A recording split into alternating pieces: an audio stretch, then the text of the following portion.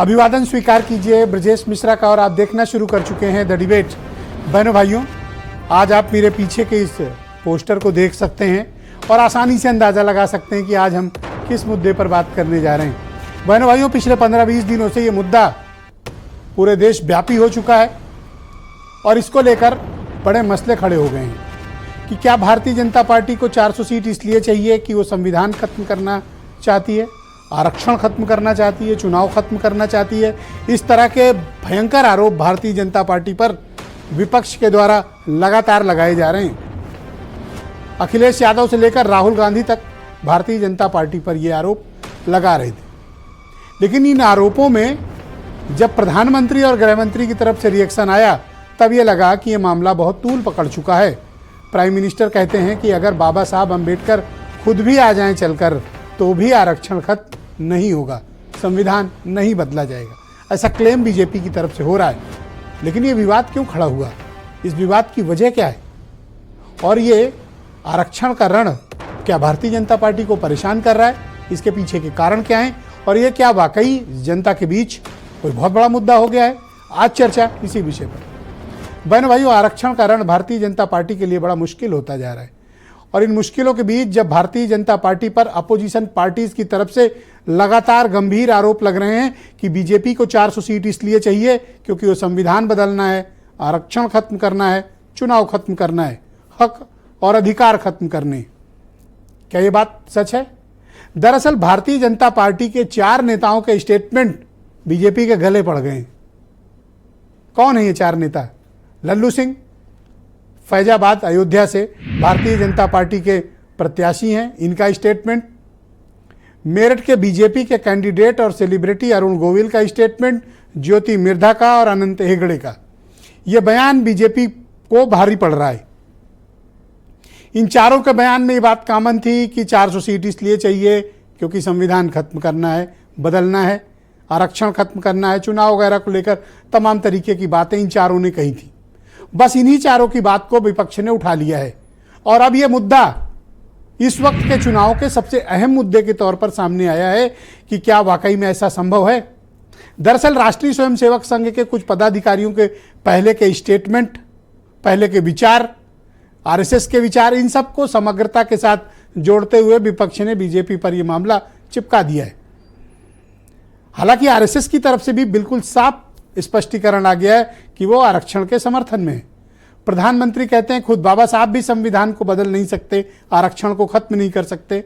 जैसे ही बीजेपी की तरफ से ये बात आती है, अपोजिशन फिर कहने लगता है कि इनकी नीयत खराब है, भरोसा न करना, अगर ये जीते संविधान खत्म होगा। जनता के बीच ये बात बहुत रिसाउंड कर रही है, पब्लिक के बीच ये बात पहुंच रही है। अब ये रियल भी है, प्रोपोगेंडा भी है, हर तरह के वीडियोज इस वक्त चलते हैं। कुछ सही वीडियो थे जो इन चारों के थे जो मैं बताया, उसके बाद अमित शाह केंद्रीय गृह मंत्री, इनके एडिटेड स्टेटमेंट चलाए गए, फेक वीडियोस भी चलाए गए जिसमें रिजर्वेशन खात्मे की बात कही जा रही है, लेकिन वो वीडियो एडिटेड है। दिल्ली पुलिस उस पर कार्रवाई भी कर रही है। प्रधानमंत्री 3-4 बार ये कह चुके हैं आरक्षण खत्म नहीं होगा, संविधान नहीं बदला जाएगा और इस देश की जो लोकतांत्रिक प्रक्रिया है वो और मजबूत होगी, खत्म होने का तो सवाल ही नहीं। तो फिर यह मुद्दा इतना ज़्यादा तूल क्यों पकड़ रहा है?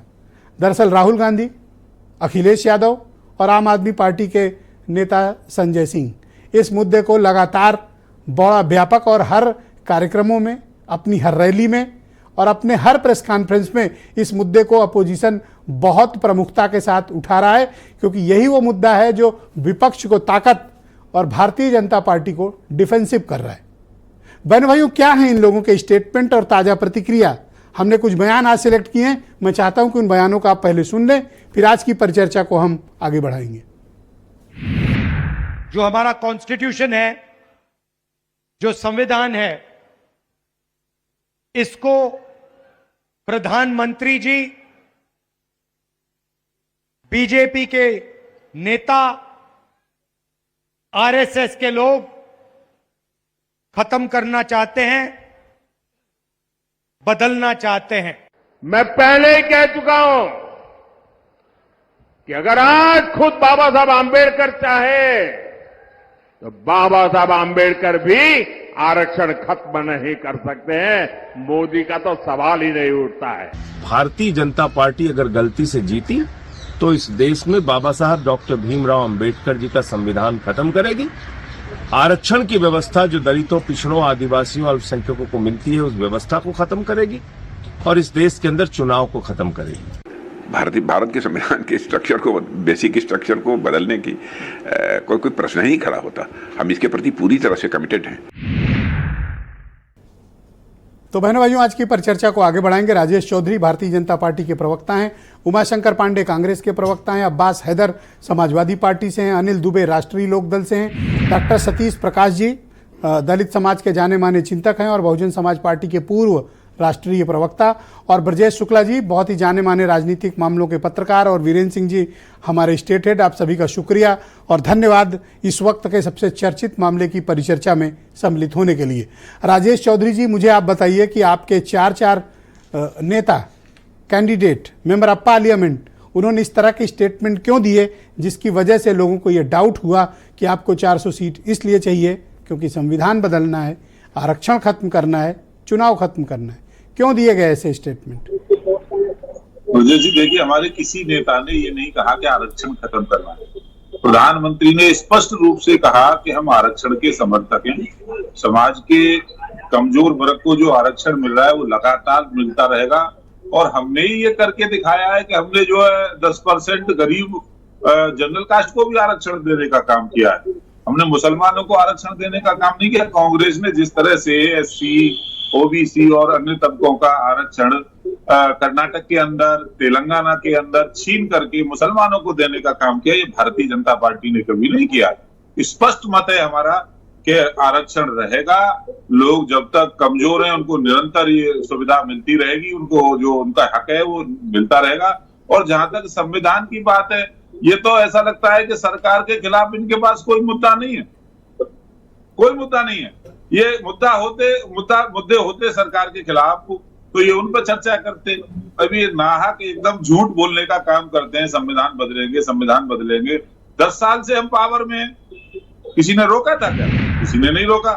अरे हमें 370 हटानी थी तो हटा दी।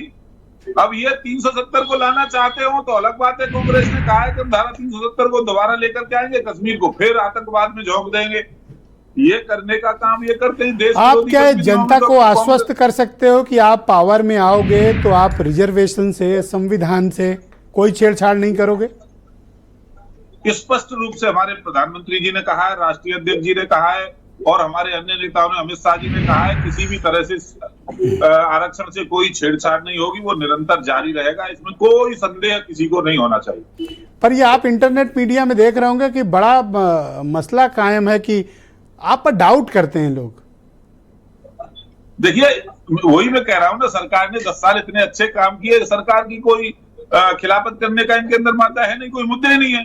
बिना मुद्दों के चुनाव, एक पक्षीय चुनाव है। आप देख रहे हो, राहुल गांधी चुनाव लड़ने की यहाँ यूपी में हिम्मत नहीं कर पा रहे हैं। सोनिया गांधी जी मैदान छोड़ करके चली गई हैं, और यादवों के नाम पर 5 यादवों को समाजवादी पार्टी अपने ही परिवार के लोगों को लड़ाने का काम कर रही है। तो आप इनकी घबराहट, इनकी हताशा, इनकी निराशा, तो अगर आप अरुण गोविल और लल्लू सिंह पर कोई कार्रवाई कर दिए होते तो शायद ये कहने को मौका नहीं मिलता। आपने तो उनको एक नोटिस तक जारी नहीं की, इसलिए लोगों में ये डाउट चला गया।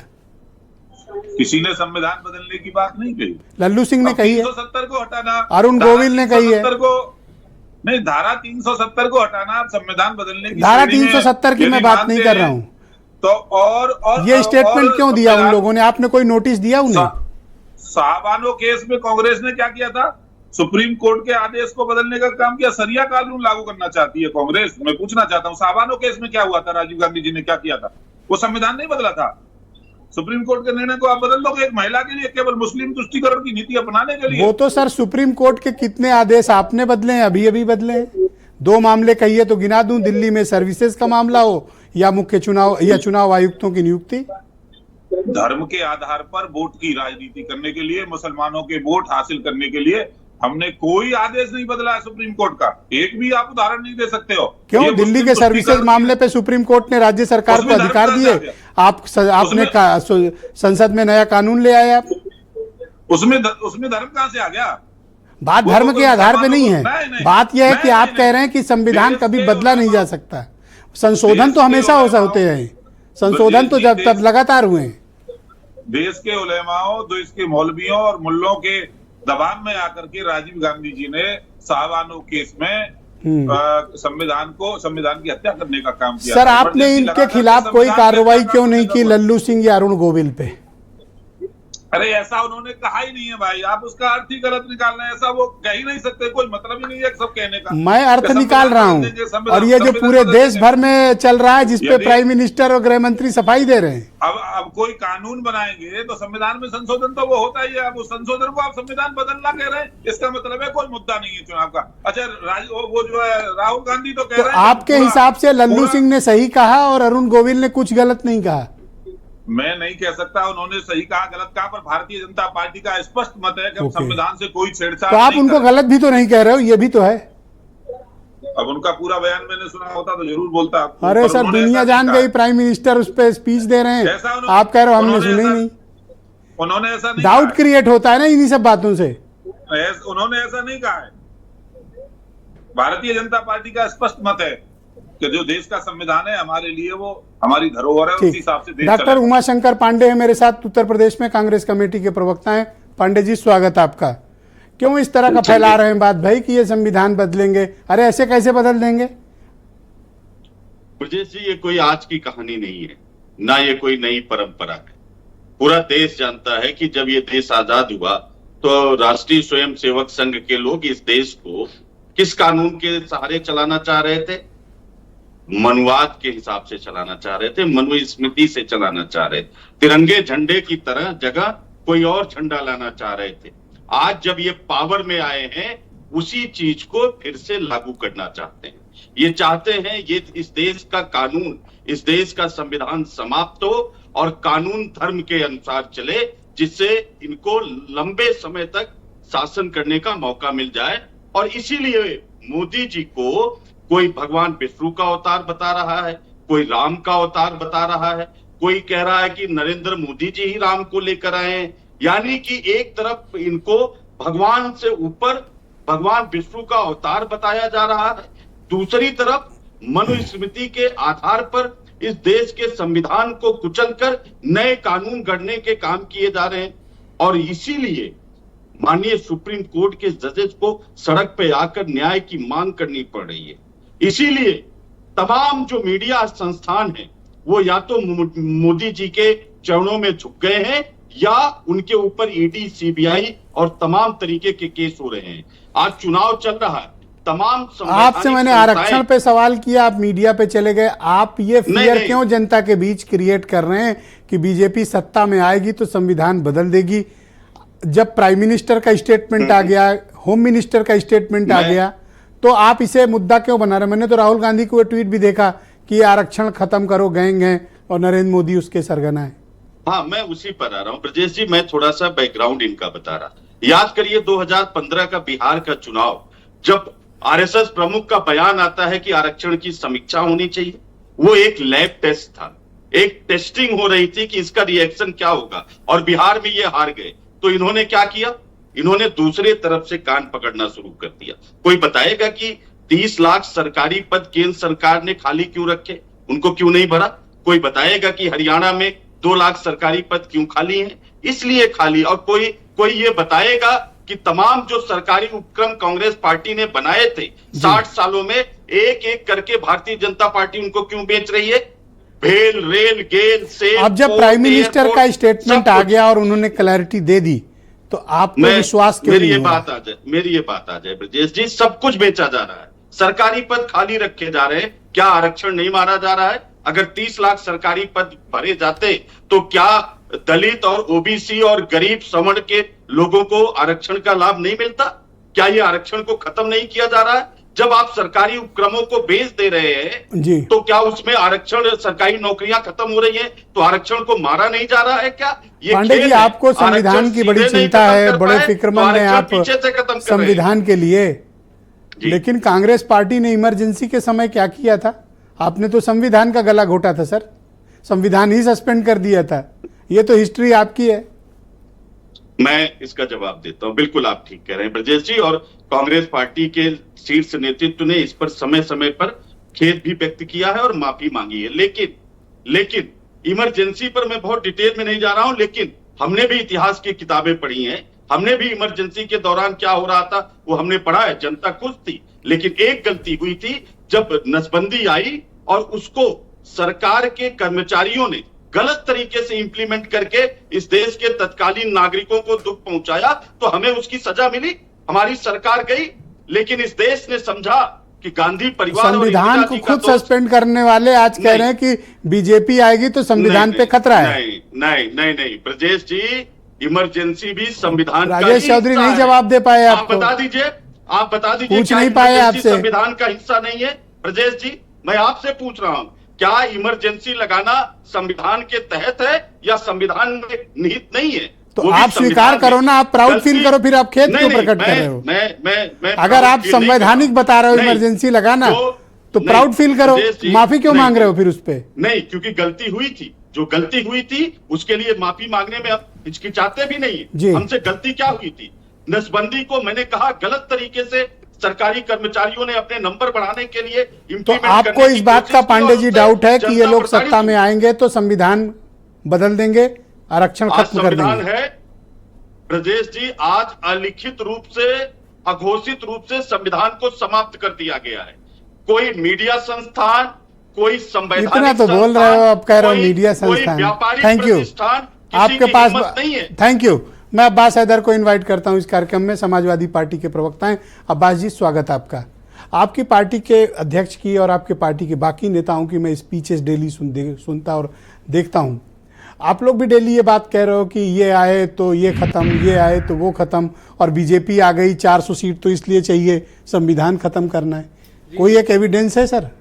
जब प्राइम मिनिस्टर और होम मिनिस्टर की क्लैरिटी आ गई तब। देखिए, निश्चित रूप से आपने दो महत्वपूर्ण सवाल पूछे। देखिए, पहली बात तो ये है कि ये सिलसिला अभी नहीं शुरू हुआ है। अरुण गोविल या अनंत हेगड़े या ज्योति मिर्घा या लल्लू सिंह का मामला नहीं है। मामला तो जब हिमाचल प्रदेश के पूर्व मुख्यमंत्री जयराम ठाकुर कहते हैं कि जो जाति आधारित आरक्षण उसको खत्म कर देना चाहिए, तो उनके खिलाफ क्या कार्रवाई होती है? तो चार नेता है, तो छोटे नेता, इनको तो छोड़ दीजिए आप। मनमोहन वैद्य आरएसएस के बड़े नेता हैं, उन्होंने कहा कि आरक्षण को खत्म कर देना चाहिए, कोई कार्रवाई नहीं हुई, कोई माफी नहीं आई। मोहन भागवत जी ने 2015 में स्वयं कहा कि आरक्षण का रिव्यू होना चाहिए, समीक्षा, संविधान की तो समीक्षा संडे को होनी तो उन्होंने चाहिए। क्लैरिटी दी कि ऐसा तो कुछ नहीं। अब मैं उस बात पे आ रहा हूं, क्योंकि प्रधानमंत्री जी ने जो क्लैरिटी दी है, तो कल को ये भी कह सकते हैं, जुमला तो कोई चुनाव के समय ये बोलते हैं कि भाई हम किसानों की आय दुगनी कर देंगे, विदेश से जो है जितना काला धन है वो मंगा लेंगे, 2 लाख करोड़ नौकरियां दे देंगे, बाद में कह देते हैं कि जुमला था। तो इनकी बात पे ना हमको भरोसा है, ना आपको, ना देश की जनता को भरोसा है। तो सवाल क्रेडिबिलिटी का है। तो विदेश के प्रधानमंत्री जी, भारतीय जनता पार्टी अपनी क्रेडिबिलिटी खो चुकी है,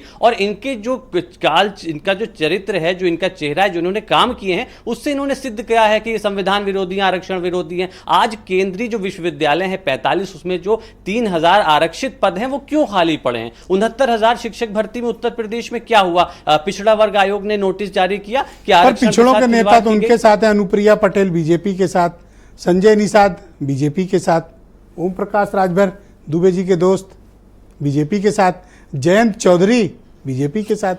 देखिए, अपने व्यक्तिगत हित के लिए लोग दल बदल लेते हैं, चुनाव के समय ये सब चलता है, लेकिन मुझे लगता है जनता किसके साथ है ये महत्वपूर्ण है। और डर मुझे क्यों लगता फैला है रहे हो कि संविधान जो खत्म कर देगी बीजेपी? लगातार जो दो आप ये तरह डर की फैला रहे हो? वोटिंग, नहीं, हम डर नहीं फैला रहे जी, जनता जानती है इस बात को। इन्होंने अपने कृत्यों से सिद्ध किया। ये कह रहे थे अभी भारतीय जनता पार्टी के प्रवक्ता कि भाई हमें संविधान बदलना होता तो हम बदल चुके होते 10 साल में। सिंपल मेजोरिटी है इनके पास, कैसे बदल सकते हैं? स्पेशल मेजोरिटी चाहिए होती 2/3 की, अगर आपको संविधान के फंडामेंटल में चेंजेस करने हैं। वो फंडामेंटल इनके पास कभी नहीं बदल सकता। आपके पास पूरी की पूरी सीट आ जाए, 500 सीट, तो भी कोई नहीं बदल सकता। नहीं, ये इनका इरादे तो वैसे ही दिख रहे हैं। बेसिक स्ट्रक्चर कोई बदल नहीं सकता इस देश इनके में। इरादे तो वैसे ही दिख रहे हैं। अनटिल अनलेस अब कोई और बात हो तो अलग बात है, इनके इरादे तो वरना ऐसे ऐसा दिख रहे कोई हैं। रास्ता नहीं कि आप बदल पाएं। देखिए, ये सारी लोकतांत्रिक जो प्रक्रिया उनको खंडित करना चाहते हैं। ना ये चाहते हैं कि देश में चुनाव हो, ना चाहते हैं कि फ्री स्पीच हो, ना जो शोषित, वंचित, पिछड़े, आदिवासी, दलित। एक सवाल और है, फिर आगे बढ़ेंगे। क्या उनके- आपके पास अन्य मुद्दों की कमी पड़ गई जो आपने बीजेपी को आरक्षण पर घेर लिया?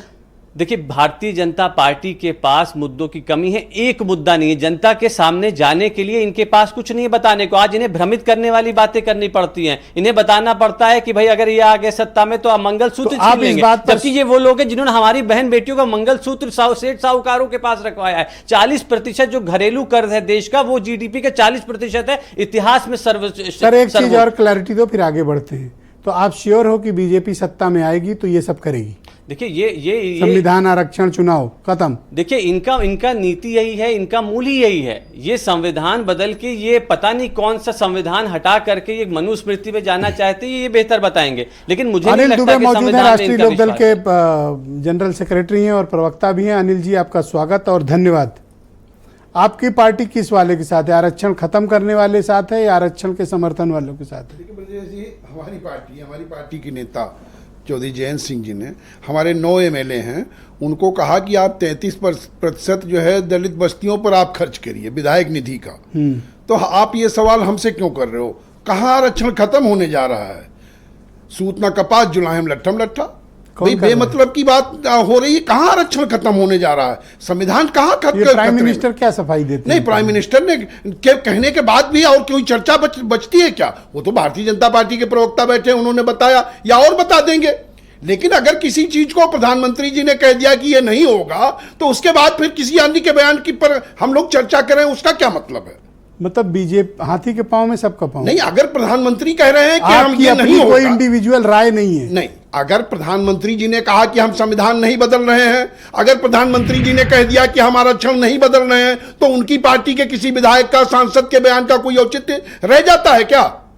जब देश के प्रधानमंत्री ने अपने बयान को कह दिया कि हमें ये कहीं पे सवाल नहीं। हाँ बताइए। अभी आप कुछ उल्टा पुल्टा बोल के जाओ डिबेट में। हाँ? और जयंत चौधरी आपके खिलाफ कोई कार्रवाई न करें, तो आपके बयान को ही तो मैं सही बयान वो अलग विषय है कि वो क्या कार्रवाई करेंगे। ये पार्टी का इंटरनल मसला है। लेकिन किस अगर पार्टी का? किसी भी पार्टी का, बीजेपी का नहीं, वो उनसे सवाल पूछे, बीजेपी के लोग बैठे हैं। आप क्यों भाग रहे हो? जब बीजेपी सवाल पूछ रहा हूँ, आप दोस्त हो, जवाब दो दुबे जी। मैं कह तो रहा हूं कि प्रधानमंत्री जी ने कह दिया। प्रधानमंत्री जी तो हम लोग तो उस समय विपक्ष में होते थे, लेकिन प्रधानमंत्री जी पहली बार सदन गए तो उन्होंने संसद पर माथा टेका। उसके बाद भी आप संविधान की चर्चा करें?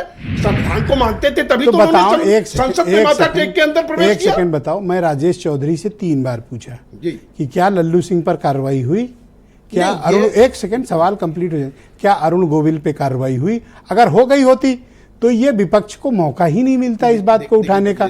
आप क्या मानते हो दुबे जी कि ये चूक हो गई जो कार्रवाई नहीं हुई और आग लगी इसी से? नहीं, कहीं चूक की बात नहीं है। वो राजेश चौधरी जी बताएंगे कि उनको क्या, उनके दल में क्या है। लेकिन सवाल ये तो ठेल के भाग जाने वाली बात हुई कि जवाब देंगे चौधरी जी, सवाल पर मजे करोगे आप गठबंधन में, और जब फंस जाएं तो जवाब चौधरी जी दें। ब्रजेश जी, सरकार का मुखिया कौन है? मैं आपसे सवाल कर रहा हूं। बीजेपी वाले नहीं, सरकार का मुखिया बीजेपी है। बीजेपी को लीड कौन कर रहा है पार्लियामेंट में?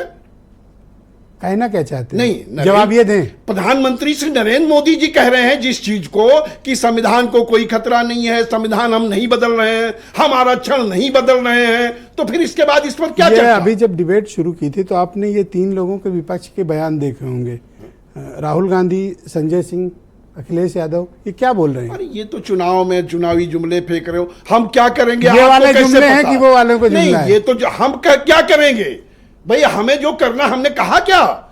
एनडीए के किसी नेता ने, किसी प्रवक्ता ने, या अधिकृत प्रवक्ता राजेश चौधरी जी बैठे ये क्या कह रहे हैं कि हम आरक्षण बदल देंगे या हम संविधान बदल देंगे? तो ये लल्लू सिंह अधिकृत व्यक्ति नहीं है। अब लल्लू सिंह जी पार्टी के प्रत्याशी हैं, उनके कोई और सांसद हैं। अब राजेश चौधरी जी कहें तो मैं मान लूं। राजेश चौधरी जी कह रहे हैं क्या? आप क्या चाहते हो? कोई अधिकृत व्यक्ति कह रहा है क्या? बताओ, आपकी पार्टी के क्या स्टैंड है? नहीं, हमारी पार्टी तो हमने कहा आरक्षण के समर्थन में नहीं, खिलाफ। हमने तो कहा कि हमारे नेता चौधरी जयंत सिंह जी ने कहा कि अब 33% खर्च करो। जब हम विधायक निधि खर्च कर रहे हैं तो हमसे इस तरह का सवाल पूछने का क्या? अरे ये भी तो बता दो कि एक दलित विधायक को कैबिनेट मंत्री भी बनाए हो। नहीं, वो तो आप खुद ही बता दे रहे हो। मैं आपकी मदद कर दे रहा हूं। नहीं, आप खुद ही बता रहे हो। आप खुद वो उमा शंकर कह रहे थे कि भाई बता दो, ये अच्छा काम किए हैं। ऑलराइट, मैं इस कार्यक्रम में 10 सेकंड मुझे चाहिए। रुक जाओ, अभी रुक जाओ, अभी आराम से खूब बात करेंगे, आप नोट कर लो। सतीश प्रकाश जी मेरे साथ मौजूद हैं, जाने माने चिंतक हैं शेड्यूल्ड कास्ट शेड्यूल्ड ट्राइब समाज के। बहुत स्वागत आपका सतीश जी। आप लोग को ऐसा डाउट क्यों होता है कि भारतीय जनता पार्टी अगर मेजॉरिटी के साथ आती है, मोर देन 400 सीट्स लाना चाहते हैं या पाएंगे, तो संविधान को खत्म करेंगे, आरक्षण खत्म करेंगे, चुनाव खत्म करेंगे? इस तरह का मसला क्यों हाइप क्रिएट हो रहा है? और इस मुद्दे को मैं देख रहा हूं इंटरनेट मीडिया में तो बड़ी जगह मिल रही है, क्यों? नहीं, देखिए ब्रजेश जी, संविधान को लेकर के आरंभिक अवस्था से लेकर आज तक कहीं ना कहीं आरएसएस नकारात्मक व्यवहार है। चाहे जनगणमन को, राष्ट्रगान को अपनाना हो, झंडे को अपनाना हो। नागपुर में झंडा पहुंचने में इस देश में लगभग 50 साल लगे। दूसरी बात, बयानबाजी की बात नहीं कह रहा हूं। बीजेपी सरकार के आर्थिक सलाहकार बाकायदा बयान जारी नहीं करते, संविधान क्यों बदलना चाहिए उसको लेकर के एक बड़ा आलेख लिखते हैं। और जो आरएसएस के मोहन भागवत जी कहते हैं, जब बिहार में चुनाव होते हैं तो बाकायदा एक बड़े मंच के सामने और वो 20 मिनट तक जो है कहीं ना कहीं आरक्षण खत्म करने की बात करते हैं। 400 पार का जब नारा आता है तो कर्नाटक में एक बीजेपी के बहुत बड़े लीडर है, उनका बाकायदा ये दावा है, वो लोगों से अपील करते हैं कि मोदी जी को और बीजेपी जी को अगर आप 400 सीट जितवा करके देंगे तो हम संविधान बदल देंगे। बीजेपी के जो राम हैं मेरठ की धरती पे बाकायदा खड़े होकर के कहते हैं कि हमको इसलिए जताइए ताकि हम संविधान बदल सकें। लल्लू सिंह भी नई चीजें हैं, बहुत सारी चीजें हैं, ये एक दिन का मामला नहीं है। निश्चित रूप से देश के प्रधानमंत्री जी आज बचाव की मुद्रा में हो सकते हैं, लेकिन अभी उन्होंने इन लोगों के खिलाफ कोई कार्रवाई नहीं की है। अगर बीजेपी ऐसे लोगों के खिलाफ कोई कार्रवाई नहीं कर रही है, इन्होंने आर्थिक जो सलाहकार थे उसको नहीं हटाया था, बाकायदा जो भी लीडर है वो आज भी बयान देने से पहले भी बीजेपी में थे और बयान देने के बाद भी बीजेपी में है। तो इसलिए मुझे तो शक है कि कहीं ना कहीं ये मामला घोटाला है, इनकी नीयत है। रही बात आरक्षण को लेकर के, तो आरक्षण को लेकर के कहीं ना कहीं बीजेपी का नजरिया पहले दिन से ही संदेहास्पद है। बीजेपी चाहती है कि इस देश में जो दलितों को आरक्षण मिला है उसका जो आधार है वो सामाजिक आधार है। बीजेपी तोड़ मरोड़ के उसको कहीं ना कहीं आर्थिक आधार में बदलना चाहती है। तमाम बीजेपी से जुड़े हुए संगठन और तमाम बीजेपी के बहुत सारे लोग सुप्रीम कोर्ट में, न्यायालयों में रोज पिटीशन दाखिल करते हैं और वो ये चाहते हैं कि कहीं ना कहीं संविधान का जो आरक्षण तो का जो मुताबिक ये इस तरह के स्टेटमेंट देकर टेस्ट एंड ट्रायल होता रहता है ताकि नब्ज पहचानी जा सके। 100% ब्रजेश जी, 100%। देखिए सुनिए, हिंदुत्व का मुद्दा चल नहीं रहा। निश्चित रूप से कहीं ना कहीं एक माहौल को गर्म करने के लिए ये आपको कैसे पता कि हिंदुत्व का मुद्दा नहीं चल रहा है? नहीं, देखिए हिंदुत्व, देखिए ये मैं नहीं कह रहा हूं, ये पूरा चुनाव कह रहा है। 4 तारीख के बाद ये चुनाव के परिणाम घोषित होंगे।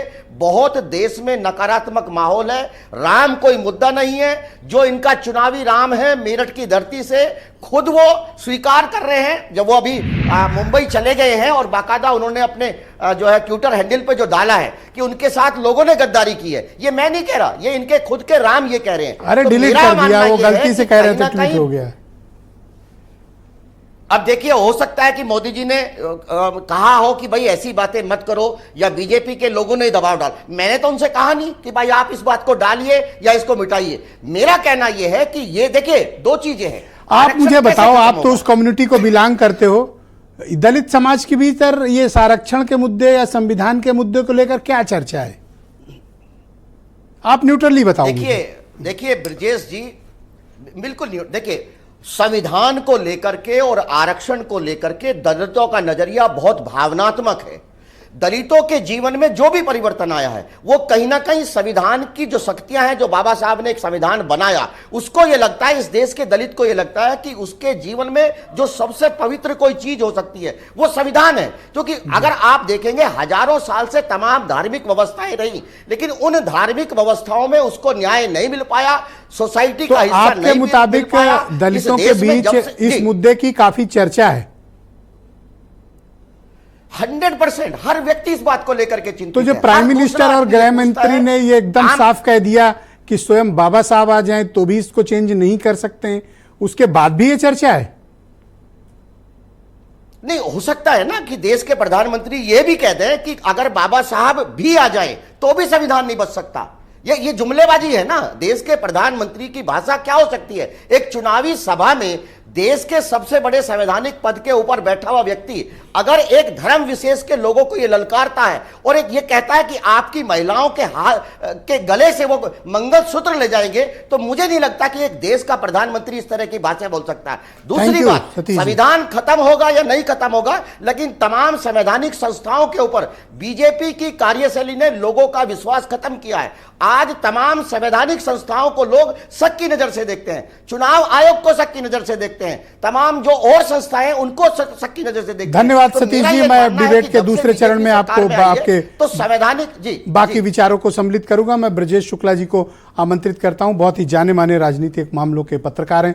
ब्रजेश जी, मैं सीधे मुद्दे पर आता हूं और आपसे जानना चाहता हूं कि ये संविधान खत्म करने का मुद्दा, आरक्षण खत्म करने का मुद्दा, ये बड़ा रिसाउंड कर रहा है पक्ष और प्रतिपक्ष दोनों की तरफ से, क्योंकि यह मुद्दा आज डिबेटेबल इसलिए है क्योंकि प्राइम मिनिस्टर का मैं देख रहा हूं 2-3 दिनों से लगातार प्रतिदिन उनके स्टेटमेंट इस पे आ रहे हैं। होम मिनिस्टर का भी आज इस पर स्टेटमेंट आया। राहुल गांधी, अखिलेश यादव, संजय सिंह, बाकी विपक्ष बहुत ही आक्रामक हैं इस मुद्दे पे। वास्तविक जनता के बीच क्या इस मुद्दा कोई क्लिक कर रहा है या नहीं कर रहा है? उनके बीच क्या संदेश है?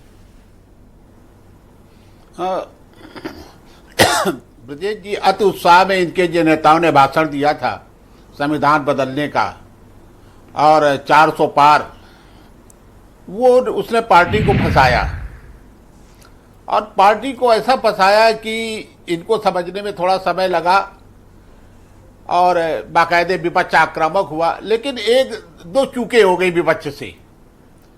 2 चूक ये हो गई कि एक तो जो कर्नाटक में जो मुस्लिम आरक्षण घुसेड़ दिया गया है पिछड़ों पे जी, और दूसरा ये जो फेक वीडियो आ गया है, इसने क्या किया है, ये पलटवार करने का मौका दे दिया है।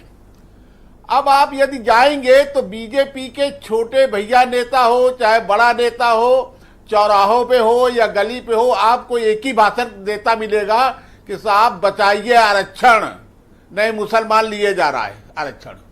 अच्छा, वो मुसलमानों को आरक्षण बांट रहा है बीजेपी। कर्नाटक में दे दिया है वो, नहीं मुसलमान लिए जा रहा है आरक्षण।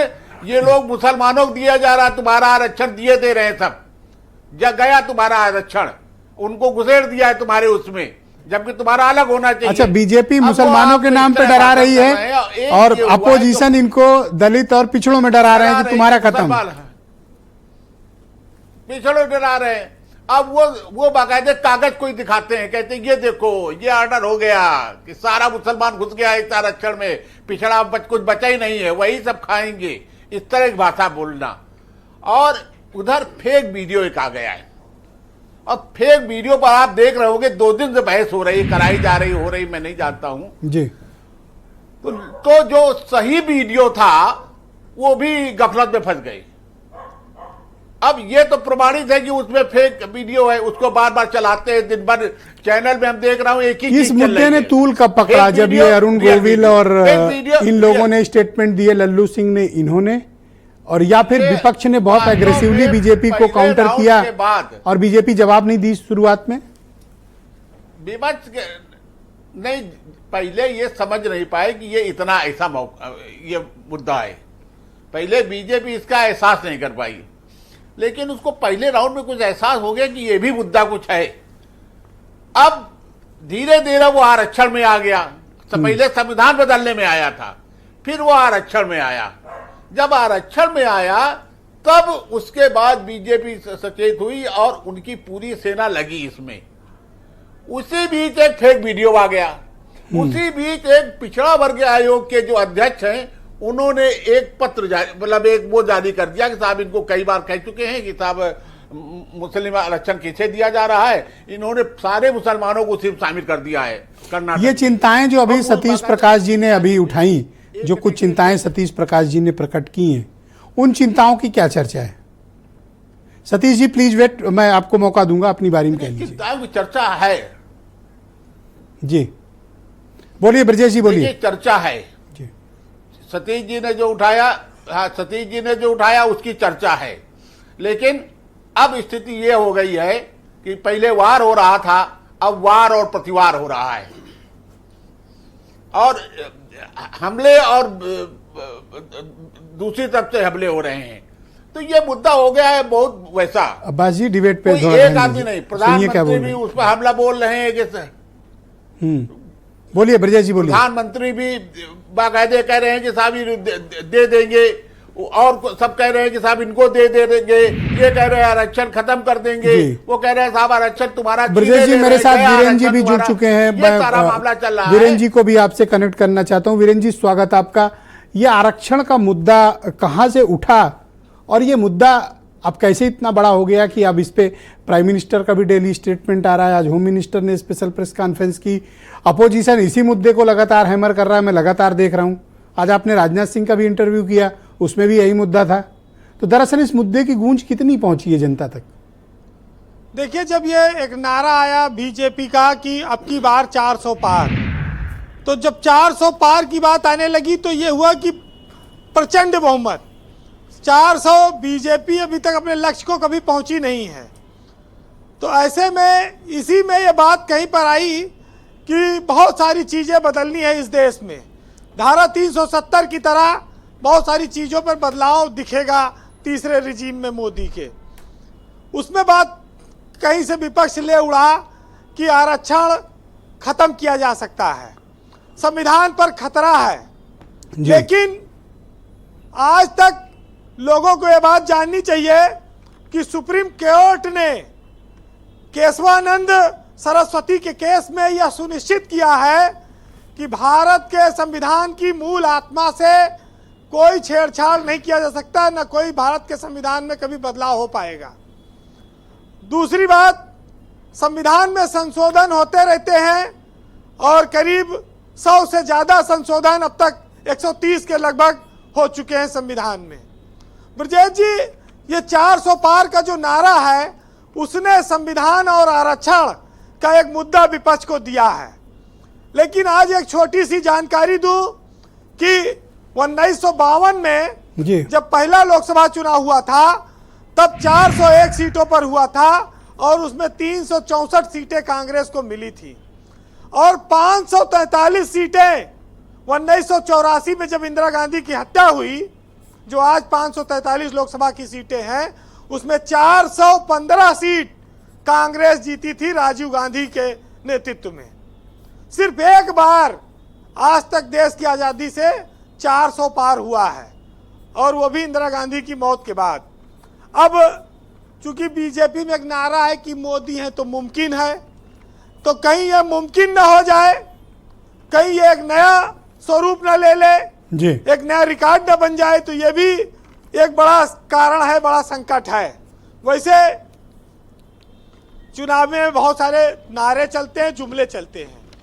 जैसे गांव में जब बारात जाता है तो लोगन का बड़े सम्मान से पूछ के बस में बैठा जाता, भैया कपड़ा वपड़ा प्रेस करा लियो, भैया अटैची उटैची संभाल के रखे हो। लेकिन जब दुल्हन विदा हो जाता है तो न बाराती का क्यों पूछत है और न गुजरा गवाही का।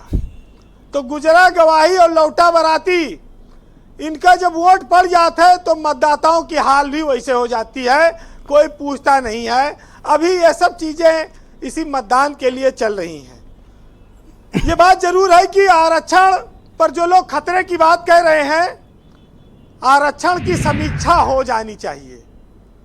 समीक्षा इस बात की हो जानी चाहिए कि जिन लोगों ने आरक्षण का लाभ लेकर IAS, IPS देश की सर्वोच्च सेवा में पहुंचे हैं, क्रीमी लेयर, डॉक्टर, इंजीनियर बने हैं, अब उनकी आने वाली पीढ़ियों को क्या उसका लाभ दिया जाए या उस जात के उन गरीब लोगों को उसका अवसर दिया जाए। किसी चीज की समीक्षा होने में कोई बुराई नहीं है। अगर कोई सरकार करे तो शायद इसको कोई बुरा नहीं मानेगा। आरक्षण धर्म के आधार पर है, लेकिन इसके चेक और बैलेंस के लिए कोई सिस्टम आज तक इजाद नहीं हुआ कि जो गरीब छूट गए हैं इस व्यवस्था में आरक्षण के पाने से, उनको कैसे इसका लाभ प्रदान किया जाए। इस मुद्दे से किसको फायदा और नुकसान हो रहा है फील्ड में, जनता के बीच क्या संदेश गया इस मुद्दे को लेकर? ब्रजेश जी, एक भावनात्मक मुद्दा उभरा है। OBC और SC करीब 75% लगभग मतदाता ये लोग हैं, तो भाजपा इससे बैकफुट पर आ सकती है। क्योंकि दलित और ओबीसी में अगर ये मैसेज चला गया कि आरक्षण पर कोई हमको डैमेज हो सकता है और विपक्ष सही कह रहा है, तो इसकी जवाब देते नहीं बनेगा। बीजेपी दूसरे चरण के बाद से जिस तरह से देश में एक अपनी पकड़ को मजबूत बना रही लोकसभा चुनाव में, जहां जहां भारी डैमेज था उसको वो रोकने में कामयाब हो रही। खासतौर से बंगाल में बीजेपी का प्रदर्शन बेहतर हुआ है, उत्तर प्रदेश में भी वो और मजबूत होती जा दिख रही है। ऐसे में आरक्षण का मसला उसको भारी नुकसान पहुंचा सकता है, इसमें कोई शक नहीं है। जी वीरेंद्र जी, कंक्लूड करें। वैसे अनंत हेगड़े, जिनको कर्नाटक से कहा गया कि आरक्षण पर बयान दिया और उन पर कार्रवाई नहीं हुई, उनका टिकट काट दिया है भाजपा ने। भाजपा के राष्ट्रीय महामंत्री ने इस बात की पुष्टि की है कि उनका टिकट काटा जा चुका है, लिहाजा अनंत हेगड़े के मामले में बीजेपी ने कार्रवाई कर दी है। ब्रजेश जी, एक बात और है, मोदी सरकार आने के बाद संविधान दिवस शुरू हुआ और 2014 के बाद से 26 नवंबर को हर साल संविधान दिवस मनाया जा रहा है। अब बात आती है कि मोदी सरकार ने यह कहा कि हम महिलाओं को 30% आरक्षण देना चाहते हैं, जी हम दे रहे हैं, और दूसरी तरफ आरक्षण खत्म करने की बात आ गई। तो जब प्रधानमंत्री और उनके अलावा दूसरे लोग बोले तो अंतर को आपको समझना होगा। ईडब्ल्यूएस का 10% कोटा मोदी ने बढ़ाया है, ये सब चीजें आई हैं, तो बहुत सारी चीजें एक्स्ट्रा बढ़ी हैं, ये देखना होगा। लेकिन ये भी आज जाने लोग कि पहले भाजपा को गांव में कहते थे कि ठाकुर बाभन और बनिया पार्टी है। मोदी के आने के बाद से आज ओबीसी और दलित वोटों पर जो हथियाया है इन्होंने, और जिस तरह से ओबीसी और दलित लीडरों को टिकट दिए हैं, पद दिए हैं, उससे तो देख के लगता है कि अब ठाकुर बाभन बनिया पीछे रह गए, अब ओबीसी और दलितों की हावी हो गए हैं भाजपा पे। अब ये पार्टी उनका ज़्यादा ख्याल रखती है, तो आरक्षण पर क्या करेगी ये तो बात लोग समझ सकते हैं। जी वैसे सुनिएगा, जब चुनाव आता है तो इस देश में तमाम सारे खतरे उत्पन्न होते हैं। कभी हिंदू खतरे में आ जाता है, कभी संविधान खतरे में आता है। चुनाव खत्म होने के बाद न कोई किसी पूछता है, न कोई खतरा रह जाता है, खतरा गायब हो जाता है। सीआईएसएफ की सुरक्षा लेके नेता कुछ दिन मौज मारते रहते हैं, घूमते हैं। जी सुनिएगा कि न मुसलमान खतरे में है, न हिंदू खतरे में है, धर्म और मजहब को बांटने वाला इंसान खतरे में है, और न राम खतरे में है, न रहमान खतरे में है। सियासत की भेंट चढ़ता हमारा भाईचारा खतरे में है, और न कुरान खतरे में है, न गीता खतरे में है। नफरत की दलीलों से अब इन किताबों का ज्ञान खतरे में है। बहुत शुक्रिया वीरेंद्र जी, आपका बहुत बहुत धन्यवाद हमारे साथ इस परिचर्चा का हिस्सा बनने के लिए और अपने पॉलिटिकल फीडबैक हम तक पहुंचाने के लिए आपका बहुत बहुत धन्यवाद। बहनों भाइयों, इस परिचर्चा को आगे बढ़ाएंगे। भारतीय जनता पार्टी के प्रवक्ता राजेश चौधरी मेरे साथ मौजूद हैं। राजेश जी, डिबेट के पहले राउंड में अपोजिशन की तरफ से भी और जो दलित समाज के चिंतक हैं सतीश प्रकाश जी, उन्होंने कई चिंताएं प्रकट की और कई डाउट्स क्रिएट हुए हैं। मैं आपका उस पर स्पष्टीकरण चाहता हूँ। देखिए, सतीश प्रकाश जी को बड़े गौर से मैं सुन रहा था। उन्होंने अपनी जो विचारधारा है एकदम 100% वो भाजपा के पुराने धुर विरोधी है, जग जाहिर बात है, और ये उनकी एक छवि भी है समाज में। मैं सतीश प्रकाश जी के सामने एक प्रश्न रखना चाहता हूँ। तेलंगाना और कर्नाटक के अंदर जो दलित भाइयों का, ओबीसी भाइयों का आरक्षण काट करके मुसलमानों को दे दिया, उस पर इनके मुंह में दही जम जाता है, उस पर नहीं बोलेंगे कुछ भी। अरे आप आरक्षण की वकालत कर रहे हो, आरक्षण की बात कर रहे हो, हम तो सीना ठोक करके कह रहे हैं कि हम वहां पावर में आएंगे तो निश्चित रूप से जो आरक्षण दलित भाइयों का और पिछड़ा वर्ग के भाइयों का काट करके मुसलमानों को दिया उसको समाप्त कर देंगे, ये नहीं बोलेंगे। और दूसरी बात कहेंगे हम आरक्षण की, जहां तक है तो बार बार देश के अनेक नेताओं ने, भारतीय जनता पार्टी के अनेक नेताओं ने ये कहा कि किसी प्रकार का कोई छेड़छाड़ आरक्षण से नहीं होगी। जहां तक कांग्रेस की बात है तो राहुल गांधी जी कह रहे हैं कि हम तो छीन करके इनकी संपत्ति, जो आदमी 55% उनकी संपत्ति छीन करके बांट देंगे मुसलमानों में। किस पर कुछ नहीं, ये तो नहीं बोला कि मुसलमानों में बांट देंगे। ये भी आप ये भी आप एडिटेड बयान अपनी तरफ से बोल रहे हैं। मुसलमान वर्ड नहीं बोला है। नहीं, मुसलमान ही तो ज्यादा बच्चे पैदा करते हैं। वही तो करते हैं, उन्हें बांट देंगे, यही तो कह रहे हैं वो स्पष्ट रूप से, सारा उनका यही है। उसको मैं थोड़ा और क्लियर कर देता हूं। और जिस प्रकार देश के गृह मंत्री अमित शाह जी की झूठा ये वो वीडियो बनाकर कांग्रेस के अधिकृत हैंडल से, जो कांग्रेस पार्टी के अधिकृत हैंडल है उनसे डाला गया, उससे मालूम होता है इनका अस्तित्व खतरे में है। इनको चुनाव में कहीं इनकी बल्ली था नहीं। तो आप ये जनता को आश्वस्त करते हो कि ये संविधान खत्म करने, आरक्षण खत्म करने, ऐसा कोई मसला बीजेपी में विचाराधीन नहीं है? ये देश में प्रधानमंत्री से बड़ा कोई नहीं है, और प्रधानमंत्री ने स्पष्ट बार बार कहा है कि ऐसा कुछ भी नहीं है। ये झूठ का जाल बनाना चाहते हैं। झूठ बोलने की मशीनी तो विपक्षी पार्टियां बन गई हैं। जब इनको अस्तित्व खतरे में आता है तो झूठ बोलने का काम करते हैं। Thank you. मैं उमाशंकर पांडे, कांग्रेस के प्रवक्ता, उनको इन्वाइट करता हूं। पांडे जी, ऐसे आरोप लग रहे हैं कि आप लोग एडिटेड वीडियो, फेक वीडियो फैला रहे हैं और जनता के बीच भ्रम पैदा करने की कोशिश कर रहे हैं।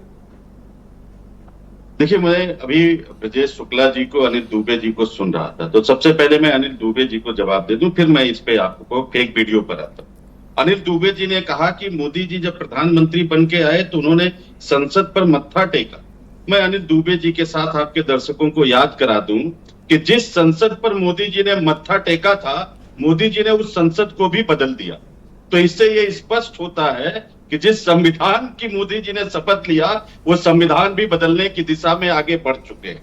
दूसरा, मैं ब्रजेश जी को सुन रहा था, वो कह रहे थे ये फेक वीडियो है। पता नहीं कौन से लैब का इनके पास सर्टिफिकेट आ गया है, लैब टेस्ट का, जिससे इन्होंने उसको फेक वीडियो कह दिया। मैं उस पे नहीं, अरे उस पे दिल्ली पुलिस ने FIR की हुई है, लोगों को समन गई है, नोटिसेस गई हैं, दिल्ली पुलिस घर घर पहुंच रही है।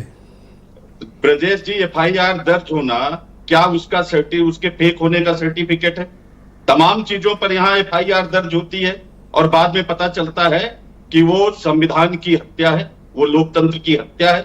तो जो लोग आलू से सोना पर आज तक एक शब्द नहीं बोल पाए कि वो एडिटेड वीडियो था, वो फेक वीडियो था, वो लोग तुरंत सर्टिफिकेट दे दिए। इससे पता चलता है कि मनसा, अच्छा, वो बता रहे हैं लोग, इंटरनेट पे लिख रहे हैं कि प्रमोद कृष्णम आपके यहाँ थे जब वो चर्चा किए थे कि आरक्षण खत्म होना चाहिए।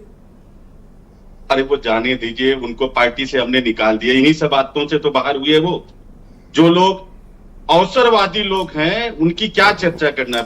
बात करते हैं, एक और बात कहते हैं, जल्दी कंप्लीट करें, थोड़ा वक्त का अभाव है। जो नई शिक्षा नीति मोदी जी लाए हैं उसमें 16 साल से कम उम्र के बच्चे कोचिंग नहीं कर सकते। ये उसी आरक्षण को खत्म करने की दिशा में एक ओके, मैं सतीश प्रकाश जी को आउट ऑफ टर्न आमंत्रित करता हूं, क्योंकि राजेश चौधरी जी ने उनको लेकर एक विषय को उठाया। सतीश जी, मैं उम्मीद करता हूं कि राजेश चौधरी की बात आपने सुनी होगी, अब आप जवाब दें।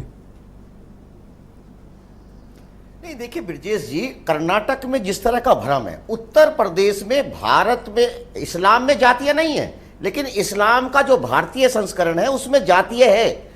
अगर कन्वर्जन हिंदू से मुसलमान में हुआ है तो जाति में परिवर्तन नहीं हुआ। इसलिए मुसलमानों की बहुत सारी जातियां पिछड़े वर्ग का आरक्षण उत्तर प्रदेश में भी ले रही है और पूरे देश में भी ले रही है। यह एक भ्रम की स्थिति है। दूसरी बात, मैं यह वीरेंद्र सिंह जी की एक बात से मैं सहमत नहीं हूं कि आरक्षण कोई गरीबी हटाओ या गरीबी उन्मूलन कार्यक्रम नहीं है। वो एक सामाजिक न्याय की दिशा में एक बढ़ा गया कदम है। मेरा मानना यह है कि अगर आप आरक्षण के ऊपर चर्चा कर, देखिए, कारण पे चर्चा नहीं करेंगे, निवारण पे चर्चा करेंगे। आरक्षण की समीक्षा कर सकते हैं, लेकिन ये राजेश चौधरी आपके ऊपर क्या आरोप लगा रहे थे, आपने सुना? नहीं, वो मैं बिल्कुल 100% उनकी बात। देखिए, मैं एक बात दावे के साथ कह सकता हूं कि मोदी जी ने संसद को बदला, लेकिन संसद के साथ साथ जहां लोकसभा अध्यक्ष बैठेगा उसके पीछे कहीं ना कहीं राजतंत्र, जिसको सिंगुल भी बोलते हैं, भारत में सत्ता परिवर्तन नहीं हुआ। कहीं ना कहीं ये सिंबॉलिक नहीं है, ये मोदी जी की कहीं ना कहीं कार्यशैली का एक जीता जागता प्रमाण है। निश्चित रूप से आरक्षण की आपका डाउट क्लियर नहीं हुआ, आप अभी भी डाउट में हैं कि ये बदलेंगे, आएंगे तो? देखिए, दो चीजें मैं आपको बता दूं। देखिए, भारत में हर क्षेत्र में जो सरकारी संस्थान है, चाहे वो प्राइवेट सेक्टर है, संसदीय कमेटी की एक रिपोर्ट है, 45 दिन से ज्यादा कोई भी नियुक्ति होगी उसमें आपको आरक्षण फॉलो करना पड़ेगा। आदरणीय प्रधानमंत्री नरेंद्र मोदी जी लेटरल एंट्री लेकर के आए और उस लेटरल एंट्री की जो भर्ती है वो 5 साल पूरा का पूरा परमानेंट जैसा व्यवहार है। आपने दलित और पिछड़ों का आरक्षण दिया है तो आरक्षण तो आप खा गए। 28 लाख पद केंद्र सरकार के कहीं ना कहीं खाली है। सबसे बड़ा एम्प्लॉयर कहीं ना कहीं रेलवे है। आपने मुझे बताइए, उत्तर प्रदेश में मैं आपसे पूछता हूं राजेश जी, जरा बताइए, समूह घ और समूह ग का 10 साल में एक विज्ञापन भी आपने निकाला हो? आप तमाम कर्मचारी जो तृतीय वर्ग का कर्मचारी है, जो चतुर्थ श्रेणी के कर्मचारी है, वो कहीं ना कहीं आप प्राइवेट एजेंसी से लेकर के आ रहे हैं। मुसलमान पहली बार मुसलमानों को जो दलितों का आरक्षण काट करके दिया उसका कुछ बोलिए ना, 100 उस पर क्यों नहीं बोल रहे? बिल्कुल बिल्कुल। अरे देश मेरी बात, मैं आपको जवाब देता हूं राजेश जी, मैं आपको जवाब देता हूं, मुसलमानों का जवाब देता हूं मैं आपको। धन्यवाद। आप दोनों कृपया शांत हो जाएं, इस डिबेट को आगे बढ़ाएं। Satish ji please wait, Satish ji please wait, Satish ji मैं रिक्वेस्ट करता हूं प्लीज वेट। सुनिए ब्रजेश जी, एक छोटी सी बात आप बोल दें, 10 सेकंड सर, 10 सेकंड बोलिए। बात जरूर कहना चाहूंगा, बोले जी 10 सेकंड सर, 10 सेकंड। एक छोटी सी बात सुनिए, राजनाथ सिंह जी ने बाकायदा हुकम सिंह कमेटी बनाई और उस हुकम सिंह कमेटी की रिकमेंडेशन है कि जो पिछड़ी जाति की 17 जातियों को उत्तर प्रदेश की दलित जातियों में शामिल कर दिया। कौन सा उनका असली रूप है? धन्यवाद धन्यवाद अब्बास जी, धन्यवाद सतीश जी, धन्यवाद। कृपया सहयोग करें सर, धन्यवाद धन्यवाद। ओके अब्बास हैदर बोल। जिस फेक वीडियो की धन्यवाद बात कर रहे हैं सतीश जी प्लीज वेट। उसका जो मूल रूप भारतीय जनता सतीश जी धन्यवाद, बोलिए सतीश जी आपकी बात ही रख रहा हूं। धन्यवाद देखिए, सतीश जी। जिस फेक वीडियो की बात कर रहे हैं उसका जो मूल रूप भारतीय जनता पार्टी रख रही है, जिसमें अमित शाह जी कह रहे हैं कि मुसलमानों को तेलंगाना में आरक्षण दिया, यही झूठ है, फेक न्यूज है। क्योंकि जो तेलंगाना में आरक्षण चल रहा था वो सिर्फ मुसलमानों के लिए नहीं था, जो पिछड़ी जातियां थी मुसलमानों के लिए, उनके लिए आरक्षण में उनको इंक्लूड किया गया था, पहली बात। दूसरी कर्नाटका की बात हो रही है, सुनिए वन बाय वन नहीं नहीं वो राजेश जी प्लीज सुनिए इनकी बात। राजेश जी प्लीज सुनिए, एक मिनट आप सुन लो सर, पहले सुन लो फिर रिप्लाई करो। आप बोलो, आप सुनिए पूरी बात, सुनिए पूरी बात, पहले आप बोलो। इसमें जो है मुस्लिम एज अ होल को आरक्षण नहीं दिया गया था, जो मुस्लिम की कुछ पिछड़ी जाति है तो उनको आरक्षण दिया गया तेलंगाना में, पहली बात। दूसरी बात, कर्नाटका की बात हो रही थी। कर्नाटका में आपकी बुमई सरकार जो थी उसने सुप्रीम कोर्ट में क्या हलफनामा दिया था कि जो कैटेगरी 1 और 2A है, 4 कैटेगरी थी, उसमें मुसलमानों को आरक्षण मिलता रहेगा। ये भारतीय जनता पार्टी की सरकार ने सुप्रीम कोर्ट में हलफनामा दिया है। तीसरी बात, ये बात वो हलफनामा कल पब्लिक करो। मैं भी आपको दिखा रहा हूं, देखिए ना आप, ये मैं आपको दिखा रहा हूं। दूसरी बात, इसको अभी ट्वीट कर देना इसको, बिल्कुल आप देखिए। ठीक है बोलो। दूसरी बात देखिए, अभी हम शो कर रहे थे, मैं मोबाइल में देख रहा था, जो आप देखिए कितने मैसेज आ रहे हैं, 69,000 शिक्षक भर्ती वालों के, कह रहे हैं कि राजेश चौधरी जी बैठे, इनके पास लेके गए एप्लीकेशन, इन्होंने मुख्यमंत्री को लिखा, अभी तक कोई कार्रवाई नहीं हुई। 69,000 शिक्षक भर्ती वाले, ये देखिए नंबर, अभी नंबर आया, सेव नहीं है नंबर, ठीक है। आप देखिए ये स्थिति है भारतीय। आप जवाब दें, राजेश जी के पास इन्होंने आगे भेजा, क्यों आप पिछड़ों का आरक्षण खा रहे हैं, PSUs बेच रहे हैं ताकि आपको नौकरियां न देनी पड़े, आरक्षण न देना पड़े। आज आप देखें तो केंद्र सरकार में ग्रुप ए में 64%, ग्रुप बी में 60%, ग्रुप सी में 74% नौकरियां खाली हैं आरक्षण में। तो आएंगे सत्ता में तो देंगे नौकरी सबको। आपको ये डर है कि आरक्षण खत्म करेंगे? आरक्षण खत्म तो कर ही रहे, आरक्षण का जो मूल है उसको तो खत्म ही कर रहे हैं ये। अब ये संवैधानिक रूप से खत्म करने की प्रक्रिया। ये फियर क्यों पब्लिक के बीच अपोजिशन पहुंचा रहा है? आपको कारण क्या लगता है? उनके पास कोई मुद्दे तो है नहीं, तो सोचते हैं कि इस तरह की अफवाह फैलाई जाए। अब वो कह रहे थे अभी उमाशंकर जी क्या कि इमरजेंसी के लिए और नसबंदी के लिए माफी मांग रहे थे। अरे भाई, वही पहले जो है कटुवाणी बोलो, कटु जो है कर्म करो, उसके बाद आदमी का मन भीतर तक छलनी कर दो, बाद में माफी मांग लो, उसका कोई अर्थ रह जाता है? भाई आप इस तरह की तो वो बातें कर रहे हैं। अब आप तो बहुत कांड किए हो, आप किस किस के लिए माफी मांगोगे? नहीं, हमने कौन सा कांड कर दिया? आज इधर कल उधर। नहीं, हम तो जब वहां रहे तो किसान के लिए रहे, यहाँ है तो किसान के लिए है, और किसान के बारे में ही सोचेंगे, उन्हीं के बारे में करेंगे। वहाँ सही थे कि यहाँ सही? नहीं, वहाँ सही होते तो यहाँ क्यों आते? वो गलत थे भाई। वहाँ तो जो है इतने 4 दशक तक जो है। नहीं, पांडे जी बीच में ना बोलना, पांडे जी बीच में लग गए, 4 दशक। पांडे जी बीच में अलाउ नहीं है, प्लीज। खेत खलिहान पांडे जी बीच में नहीं है। यहाँ आए तो यहाँ सम्मान है तो आगे सम्मान, बिल्कुल सम्मान है। आप तो उस दिन सत्ता बता रहे थे। नहीं, सत्ता, अरे सत्ता लाने के लिए संघर्ष कर रहे हैं। अभी सत्ता तो बाद की बात है, पहले सत्ता लाने के लिए संघर्ष हो रहा है कि 400 पार करना है, उसके लिए कह रहे हैं 400 पार में तो ये सब हो जाएगा जो चर्चा है। नहीं, 400 पार नहीं, उनकी चर्चा से हो जाएगा। नहीं, चर्चा करने तब से आप हो क्या जाएगा। करेंगे हमने अगर कहीं ऐसा कहा चर्चा क्या? हुई तो? हमारे गठबंधन ने किसी ने कुछ कहा? हम तो जब कोई बात आएगी तब देखेंगे। ओके, अभी मैं तो कुछ है ही नहीं। ब्रजेश शुक्ला जी को आमंत्रित करता हूं। ब्रजेश जी, क्या वाकई में फेक वीडियोस दोनों तरफ से चलते हैं, और विशेष तौर पर internet media, WhatsApp, Facebook, Twitter, इन सब पर फेक वीडियोस की भरमार है, जिसकी वजह से प्रतिदिन इन पॉलिटिकल पार्टियों को सफाई देनी पड़ती है? और मुझे तो लगता है कि ये दोनों तरफ के आईटी सेल इन्वॉल्व रहते हैं, ये इनका जारी करते हैं, वो उनका जारी करते हैं। ये इतना बड़ा चुनाव के समय तो इतने ज्यादा चलते हैं कि आप पता ही नहीं कर सकते कि इसमें सही क्या है, गलत क्या है। 99% झूठ पर आधारित, 99%। और यदि बोल दो, कह दो कि नहीं ये फेक लग रहा है, तो कुछ लोग लड़ने खड़े हो जाते हैं कि फेक कैसे कह दिया। अरे फेक न कहे, फेक को फेक न कहे तो क्या कहें फिर?